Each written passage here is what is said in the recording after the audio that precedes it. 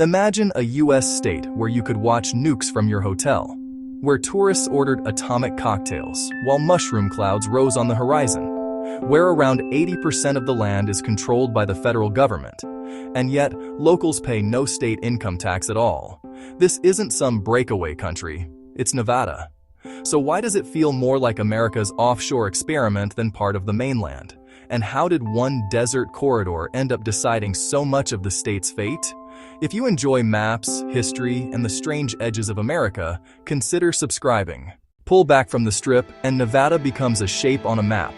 On paper, it's just one of 50 states. But look at who actually owns the ground.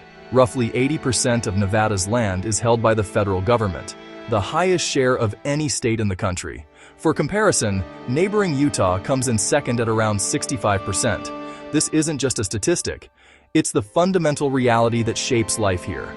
A big slice of that is managed by the Bureau of Land Management. Millions of acres of public land.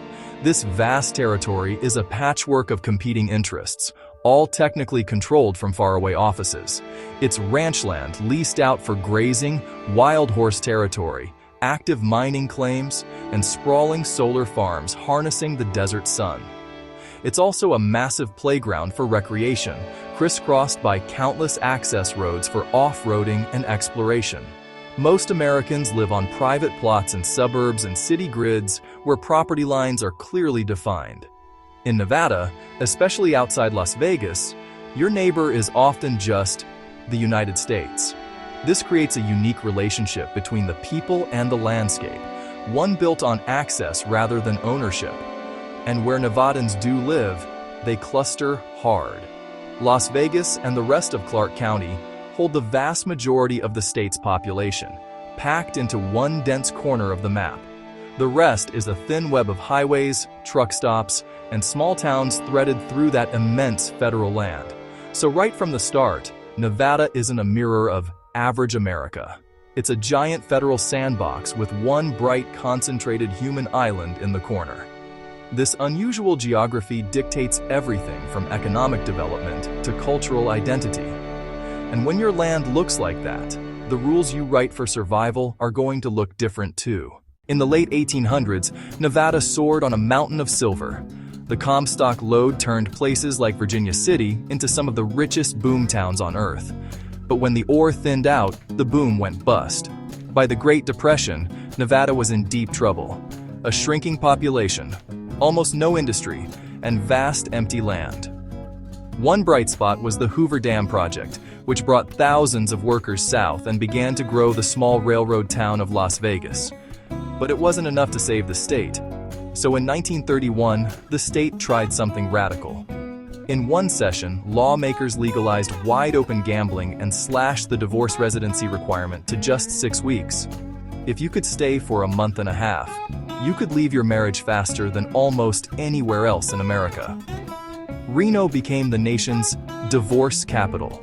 An industry of divorce ranches sprang up to house waiting spouses, marketing the West as a form of therapy. Ride horses, drink with fellow divorce seekers, wait out your 6 weeks, and then stand before a judge for a hearing that might last only minutes.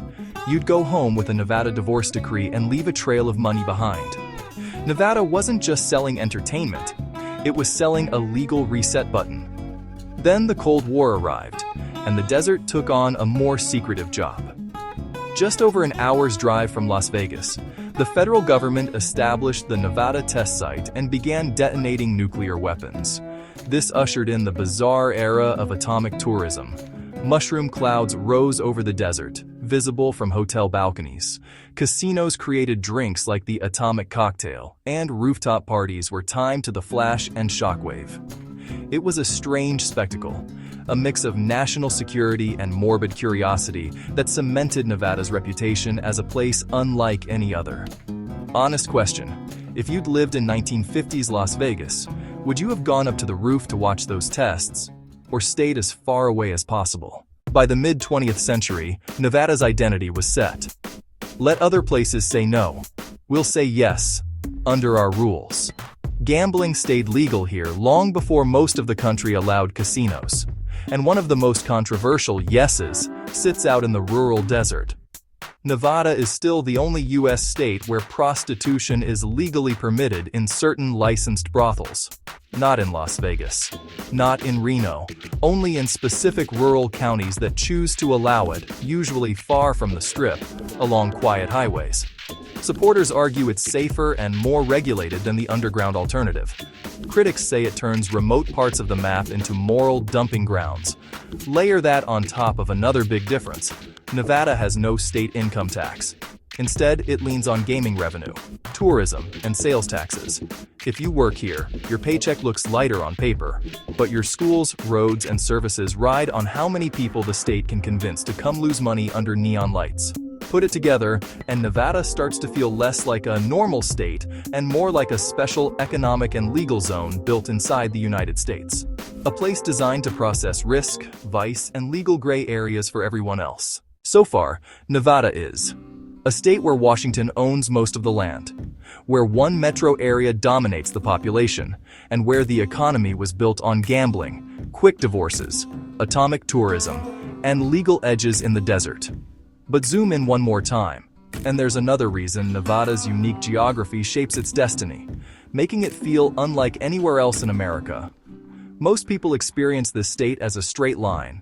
For millions of visitors and a massive amount of commercial goods, Nevada is the I-15 corridor, a critical artery connecting Southern California to the Mountain West. From the California border through the Mojave Desert, up the interstate, into Las Vegas, and back out again. Stay on that line, and Nevada is a blur of billboards, logistics hubs, sprawling convention centers, and shimmering resort towers. It's a world built for constant motion and commerce. But step off that corridor, and you're in a different country. Ghost towns, shuttered mines, two-pump gas stations, and isolated communities surrounded on all sides by vast tracts of federal land. It's a stark reminder of the state's boom and bust DNA. That corridor economy is powerful, but fragile. When a global event halts tourism, Nevada's budget feels the impact almost immediately.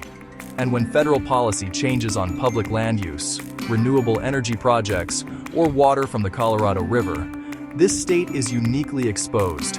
From the stark white bathtub ring around a shrinking Lake Mead to stalled construction on the edges of Las Vegas, you can see how dependent Nevada is on forces it doesn't fully control. These are the choke points of a desert civilization. The key questions for Nevada's future are clear. How will it manage its precious water resources? Can it successfully diversify its economy beyond tourism and gaming into sectors like logistics, manufacturing, and clean energy? And how will it navigate its complex relationship with the federal government, its biggest landowner? Nevada can feel like America, turned up, more freedom, more risk, more neon, more secrecy. But it's also a reminder that borders on a map don't tell you who really runs a place. Land ownership, laws, and a few desert highways do that. So when you look at Nevada now, do you see a normal U.S. state that made some unusual choices? Or America's own internal experiment? A high-stakes bet on the future that never really ended? If you enjoyed this, please subscribe for more maps and stories.